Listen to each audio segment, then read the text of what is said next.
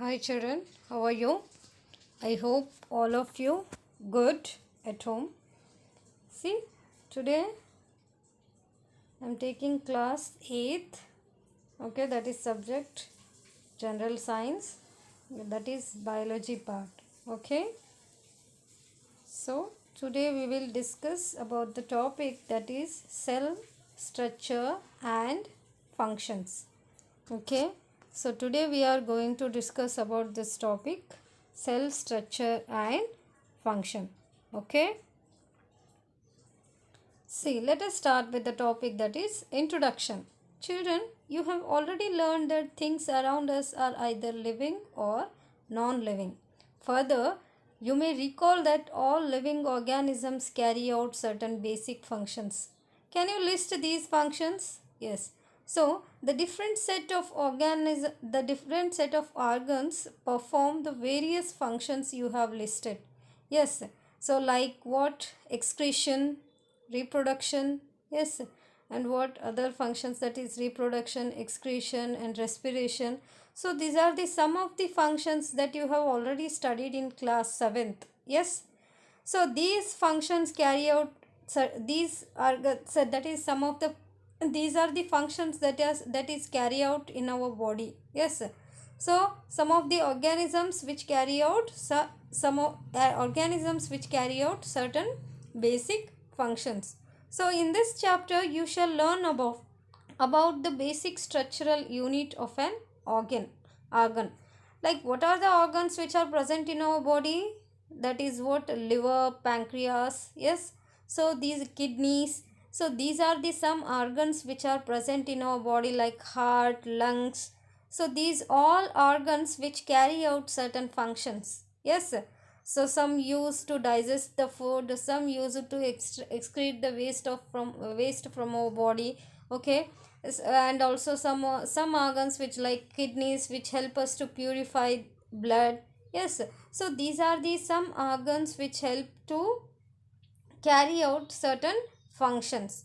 So now in this lesson we are going to discuss about what, that is how these organs, how all the living organisms are made up of. Okay, so what is the basic unit of these all living organisms? So that is what, which is the cell. Yes, so our body and all the organs which are present in our body, which is made up of cell. Okay, so these cells may be compared to big bricks. What? Bricks. As you know that bricks are assembled to make a building. Yes, we use bricks to construct designing buildings. Yes, so likewise cells are assembled to make the body of every organisms. Okay, so around you can see that all living organisms are different from one another. Yes, we human being, we are different from each other. Yes, so by using this basic unit, our body is constructed in a different shape, size and this. Yes, so bricks the bricks, we can take it as an example that how bricks are made. By using bricks which is, we can construct a building. Similarly the cells are used to construct our body. Yes, so discovery of the cell. Who discovered this cell? You know that Robert Hooke in 1665 observed that slice of a cork under a simple magnifying device. That is, cork is a part of the bark of a tree. It is the bark of a tree. See, he took thin slice of cork and observed them under a microscope. So, who discovered the cell? So, Robert Hooke, one of the scientists who discovered cells for the first time. Okay, so he used cork. He used a cork which is a part of a tree, and he took a thin slice of a cork and observed them under a microscope. Okay, where he observed under the microscope, and he noticed partitioned box or compartment in the cork slice. Okay, under the microscope he noticed a partitioned boxes or the just like compartments in the cork slice. Okay, see, These boxes appeared like a honeycomb, which are the boxes which he observed under the microscope. No, he looks like same as a honeycomb. Yes, and he also noticed that one box was separated from the other by a wall or a partition. So Hooke coined the term as what? The cell. Okay, so he observed a partition, a wall between one another. Okay, and he called it as a one box, that is what? Cell. Okay, that small box are just like a bricks, no, that he coined the term, that is what? Cell. Okay, so Robert Hooke was the scientist and he gave the name cells for each box. And what Hooke observed as boxes or cells in the cork were actually dead cells. Okay, see what he observed under the microscope, no, that are dead cells. But the cells of living organisms could be observed only after the discovery of improved microscope, and a very little was known about the cell for the next 150 years after Robert Hooke's observation. So children, today we know a lot about a cell structure and its functions because of improved microscopes having a high magnification. Okay, so the egg of a hen represent a single cell and is the big NO to be seen by the unaided eye. Okay, see, Robert Hooke was the scientist who discovered the term cell, and he observed first time under the microscope, that is cells, and he knows that our body is made up of cells. Okay, so this is the observation of a Robert Hooke under the microscope. The structure is given here. Okay, see, next is what? The cell. Both bricks in a building and cells in the living organisms are basic structural units. Okay, so as you know that bricks are the basic structure, that is basic units of buildings, and that is cells are the basic structural units of all living organisms. The buildings, though built of a similar bricks, have different designs, shapes and sizes. Okay, so by using a similar bricks we can construct different designs, shapes and sizes. Similarly, in the living world, organisms differ from one another, but all are made up of cells. So cells in the living organisms are complex living structures unlike non-living bricks. So the biggest, we can call it as what? The biggest single celled organism is egg of an ostrich. Okay, so what is the biggest single celled organism is? That is the egg. So here ostrich was the biggest single celled organism. It is the biggest single celled organism. Yes, see, here is the structure. See how the bricks are arranged, assembled together and to construct a building.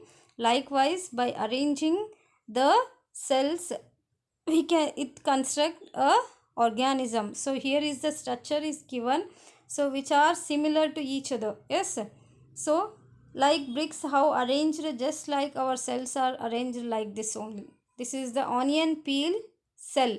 Okay, so in the onion we can see this type of a structure of a cell. Okay, see next, organisms show variety in cell number, shape and size. So how do scientists observe and study the living cells? So they use microscope which magnify the objects. Yes, the stains. Stains means what here? Dyes. Dyes means what? Colors are used to color parts of the cells to study the detailed structure. Okay, so dyes are used to color the parts and used to study the detailed structure of the parts of the cells. Okay, so there are millions of living organisms are there. They are different shape and size. and their organs also vary in shape, size and number of cells. Okay, so let us study about some of them. Yes, so the number of cell. Can you guess? Can you guess the number of cells in a tall tree or in a huge animal like the elephant? Okay. Children, can you guess how many number of cells which are present in our body? Or in a small animal, that is what we call it as what, ant. Okay. Or the biggest animal, the big animal, that is what, that is elephant. Okay. So a billion is 1,000 million. A trillion is 1,000 billion. So the number runs into billions and trillions. So human body has trillions of cells which vary in shapes and sizes. Different groups of cell perform a variety of functions. So children, our body is made up of more than 100 trillions of cells. Okay, and our body vary in shape and size, and the different groups of cells perform a variety of functions. Okay, in our body, the cells are grouped together and perform many functions. Yes. So number of cells. Organisms made of more than one cell are called multicellular. Okay. So children, the cells which are made up, the organisms which are made up of number of cells, which we are called as what? More than one cell, which we are called it as what? Multicellular organisms. Okay. So the number of cells being less in smaller organisms does not in any way affect the functioning of organisms. You will be surprised to know that organisms with billions of cells begins life as a single cell, which is the fertilized egg. Yes, so the fertilized egg cell multiplies and the number of cells increases as development proceeds. Okay. See, the single-celled organisms are called as what? Unicellular organisms. The organisms which are made up of unicellular or the single-celled organisms, which we are called it as what? Unicellular organisms. So organisms which are made up of more than one cells, which we are called as what? Multicellular organisms, and organisms which are made up of single cell, which we are called it as what? Unicellular organisms. Okay, a single celled organisms perform all the necessary functions that multicellular organisms perform. A single celled organisms like amoeba, which captures and digests food and respires, excretes, grows and reproduces. So similar functions which is carried out in a multicellular organisms are carried out by groups of specialized cells performing different tissues. Tissues in turn form organisms. Okay. So the number of cells grouped together form tissues, and the number of tissues grouped together and form organs. Okay, and the organs which are grouped together form a systematic organization that we are called it as what? The body, that is human body. Okay. So the number of, so here is the given examples of some unicellular organisms, that is what? Amoeba and paramecium. You know children, all the functions which are carried out in a multicellular organisms, which is carried out in only a single cell, that is what? Amoeba. Single cell organisms, that all the functions which is carried out only in a single cell, like respiration, digestion, excretion. Okay, so these are the functions which carry out only in a single cell. Okay, so shapes of cells. So how do you define a shape of a amoeba in the figure?